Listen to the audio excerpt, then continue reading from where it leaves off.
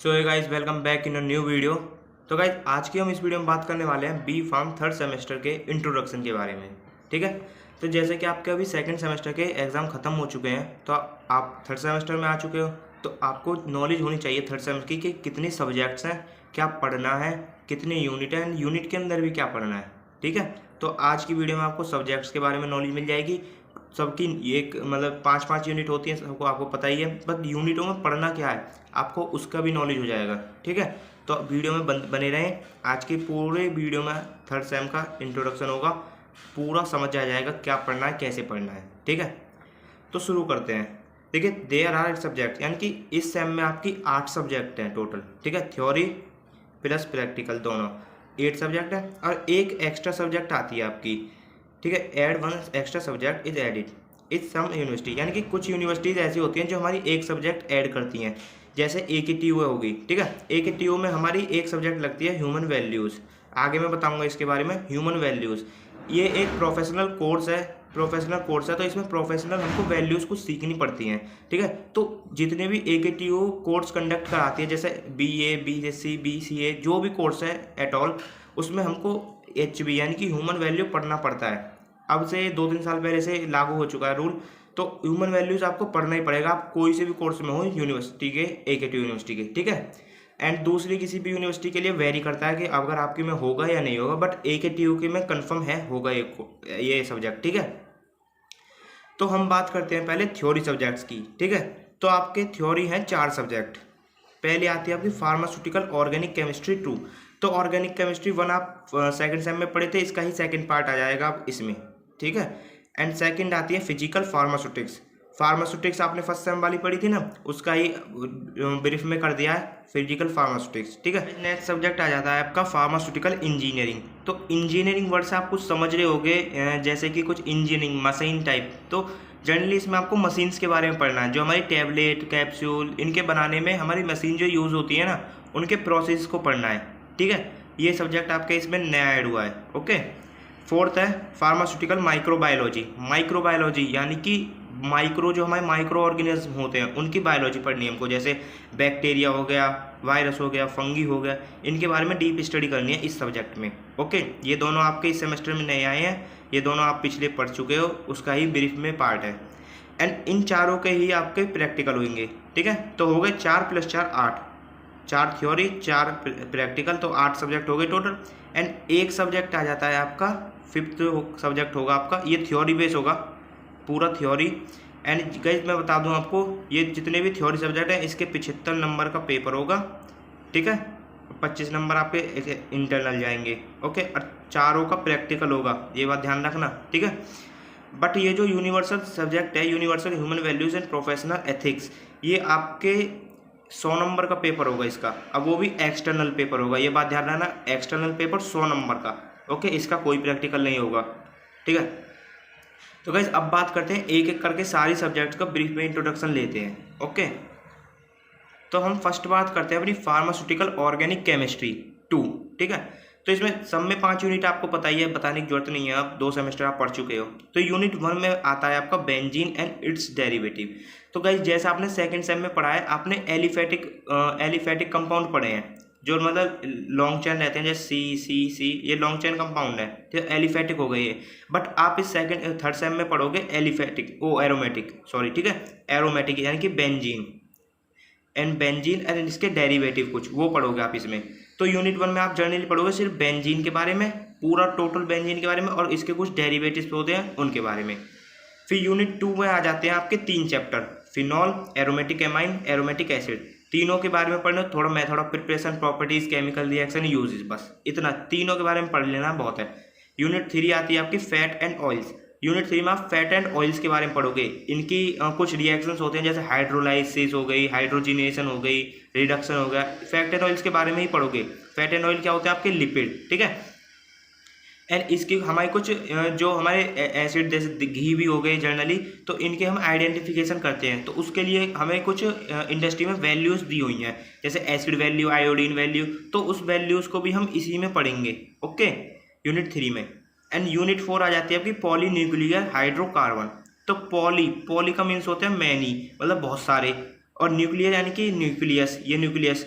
And hydrocarbon वही hydrocarbon hydrogen plus carbon, तो ये ऐसे कुछ पॉलीन्यूक्लियर हाइड्रोकार्बन होंगे, मतलब एक दूसरे से बेंजीन लिंक जुड़ी रहेगी ऐसे, ठीक है। तो मतलब इनके बारे में हमको स्टडी करनी है, ओके।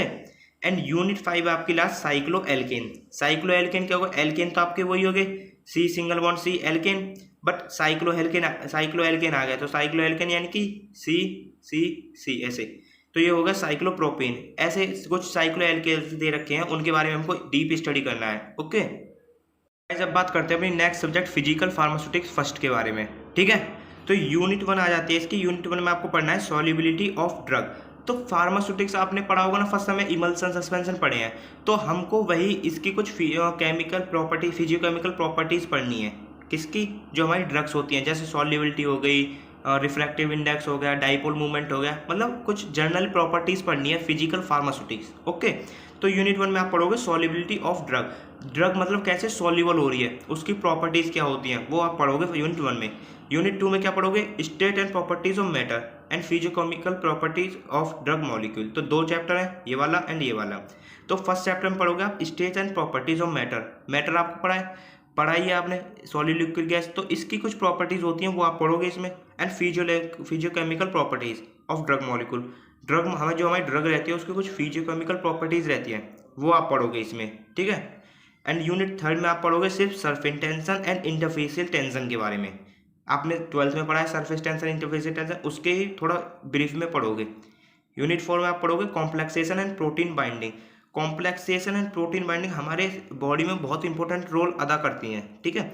कॉम्प्लेक्सेशन यानी कि कोई भी 2 मॉलिक्यूल हैं वो आपस में बॉन्ड बना रहे हैं और एक कॉम्प्लेक्स फॉर्म कर रहे हैं, इसी को हम कॉम्प्लेक्सेशन कहते हैं, इसको आप ब्रीफ में पढ़ोगे इसमें।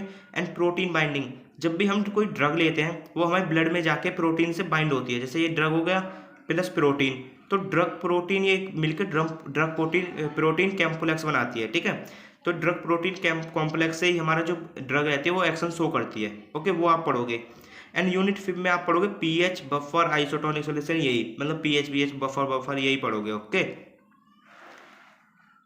नेक्स्ट सब्जेक्ट आती है फार्मास्यूटिकल माइक्रोबायोलॉजी। इसका सिलेबस बहुत मतलब लेंथी सा ही समझ लीजिए क्योंकि बहुत बड़ा ही है। तो यूनिट 1 में आप जनरली पढ़ोगे इंट्रोडक्शन, सेल के बारे में, कल्चर मीडिया के बारे में। तो जनरली माइक्रोबायोलॉजी का इंट्रोडक्शन आएगा, इसमें कुछ सेल आएंगी जैसे यूकार्योटिक सेल, प्रोकार्योटिक सेल आपने पढ़ी हुई है वही। एंड कुछ बैक्टीरिया की मॉर्फोलॉजी और आएगी इसमें, ठीक है। एक बात ध्यान रखना, बैक्टीरिया की मॉर्फोलॉजी और आएगी इसमें। और अब कल्चर मीडिया, गाइस ये नया आपने नाम सुना होगा कल्चर मीडिया। कल्चर मीडिया मतलब कोई ऐसा मीडिया जिसमें हम कोई कल्चर ग्रो करा रहे हैं, जैसे कोई भी टिश्यू हो गया, टिश्यू ले लिया हमने किसी भी एनिमल से, तो उसको हम एक मीडिया प्रोवाइड करेंगे जिससे वो इनविट्रो कल्चर में, इनविट्रो यानी कि लैब में वो ग्रो हो, ठीक है। वही कल्चर मीडिया प्रिपरेशन पढ़ेंगे बस इसमें हम। सेकेंड यूनिट में बात करेंगे मैं कुछ टेक्निक्स के बारे में, जैसे स्टेनिंग और स्टेलाइजेशन। स्टेनिंग क्या होती है, जैसे कोई भी हमारा माइक्रो ऑर्गेनिज्म है उसकी हमें टेस्टिंग करनी है कि कैसा दिख रहा है, इसकी मॉर्फोलॉजी देखनी है हमको, तो उसको हम कुछ स्टेन यानी कि कोई ऐसा कलर डाई, कुछ भी बोल लीजिए, उसको हम ऐसा कलर डाई देंगे जिससे हमें वो विजिबल हो जाए बाय आई। उसको हम माइक्रोस्कोप पे धरेंगे, तो जैसे ही हम उसको धरेंगे तो हमको, अगर हमने उस पर कलर रख दिया है, कलर कर दिया है, स्टेनिंग कर दी है, तो वो हमको विजिबल हो जाएगा इजीली। बस उसकी कुछ टेक्निक्स होती हैं, 3 टाइप होते हैं स्टेनिंग के, वो आपको पढ़ने हैं। एंड कुछ मेथड होते हैं आपके स्टरलाइजेशन। स्टरलाइजेशन आपको होता है, जैसे आपने देखा होगा अपनी कॉलेजों में हॉट एयर ओवन है एक, ठीक है। तो मतलब किसी भी चीज़ को स्टरलाइज करना, आपका कुछ भी हो सकता है, प्रोडक्ट हो सकता है, कोई रिएक्शन से जो मिला हो, आपके इक्विपमेंट्स हो सकते हैं, आपके एपरेटस हो सके, किसी को भी स्टरलाइज करना। स्टरलाइज यानी कि कंटामिनेशन फ्री करना, ओके। यूनिट 3 में आप बात करोगे फंगाई, वायरस, डिसइंफेक्टेंट, एंटीसेप्टिक के बारे में, इनकी पूरी मॉर्फोलॉजी पढ़ोगे। एंड डिसइंफेक्टेंट क्या होते हैं, एंटीसेप्टिक क्या होते हैं, वो भी आप पढ़ोगे, ठीक है। यूनिट 4 में आप पढ़ोगे एसेप्टिक एरिया। एंड कुछ ड्रग्स होती हैं हमारी, जैसे एंटीबायोटिक्स हो गए, स्ट्रेप्टोमाइसिन, केमाइसिन, उनके माइक्रोबायोलॉजिकल ऐसे पढ़ोगे आप। एसेप्टिक एरिया क्या होगा आपका गाइस, एसेप्टिक एरिया ऐसा एरिया होगा जिसमें कंटामिनेशन फ्री होगा, वो जिसमें एक भी माइक्रो ऑर्गेनिज्म नहीं आ सकता। एसेप्टिक एरिया लैब में एक छोटा सा कमरा होगा, उसमें एक भी माइक्रो ऑर्गेनिज्म नहीं आ सकता, उसको पढ़ोगे आप, ठीक है। माइक्रोबायोलॉजी का ऐसे बता दें मैंने, उसका आइडेंटिफिकेशन टेस्ट, उसकी प्रॉपर्टीज, कुछ 2-3 ड्रग दे रखे हैं, उनकी पढ़ोगे आप। यूनिट 5 में आप पढ़ोगे स्पॉइलेज, एनिमल सेल कल्चर, दो है टॉपिक है वो पढ़ोगे। स्पॉइलेज यानी कि कोई भी चीज़ में डिग्रेडेशन हो जाना, मतलब वो सड़ जाना कह सकते हैं आप।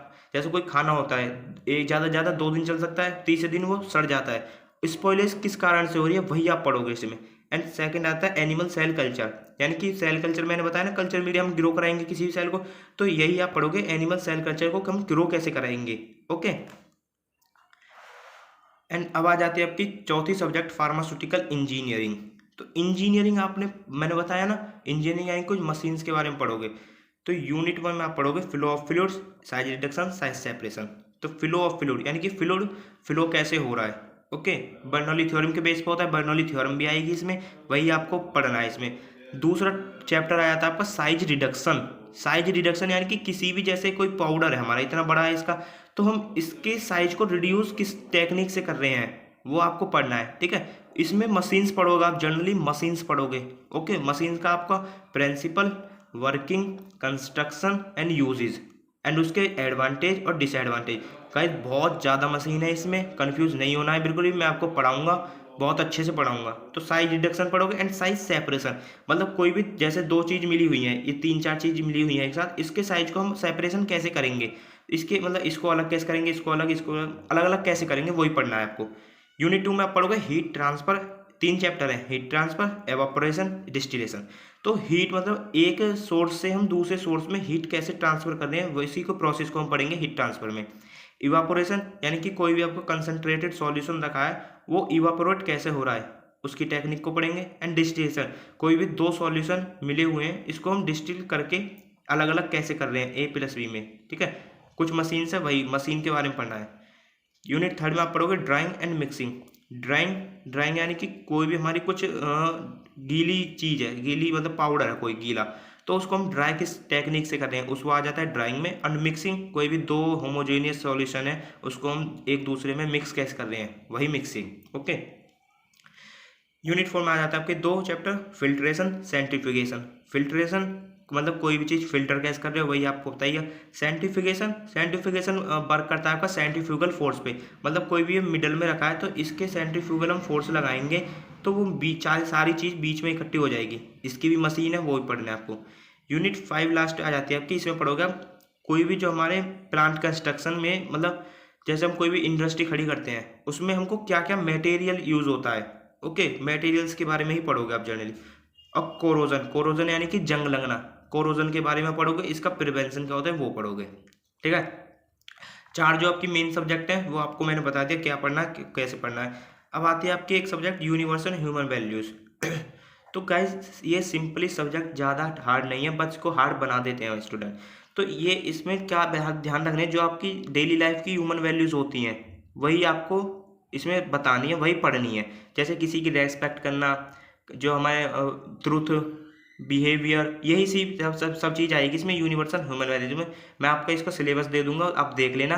ठीक है, तो यही हमारी कुछ हो गई सब्जेक्ट्स हमारे B.Pharm 3rd सेमेस्टर के।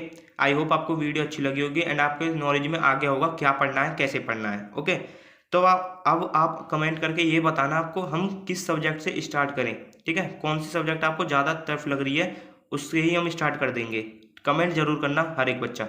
ओके, तब तक के लिए गुड बाय, टेक केयर।